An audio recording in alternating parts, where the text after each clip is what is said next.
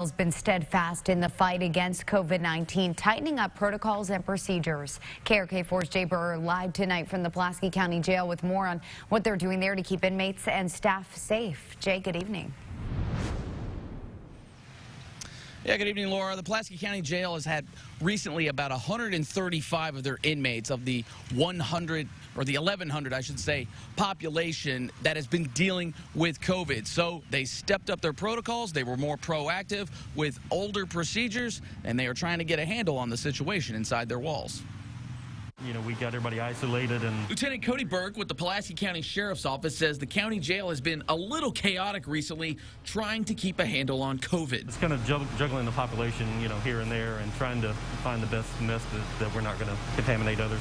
Aside from cleaning more often, inmates and deputies wearing masks, and restricting how many inmates are out for recreational time at once, one of the biggest steps the jail has taken is restricting new inmates from joining with the general population initially.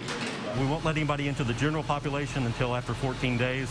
We know that they're, you know, COVID-19 hasn't developed or anything. On occasion, they have found inmates who contract COVID, and they isolate that particular inmate and perform rigorous testing of the whole unit. They're also offering vaccinations for inmates, but those who refuse must sign a letter saying that they have done so. The jail hopes to have units grouped by vaccination status soon. We're getting populations like that. We're developing that, so people that are completely vaccinated, we'll put them in a unit. At the height of the summer, the jail was dealing with 135 cases of COVID, but are now down to one active case as of Wednesday. The numbers have dropped, you know, really down to, you know, hardly anything right now, but we're hoping that we've got a handle on it now. It looks like we do, but you know, we are very guarded about the situation.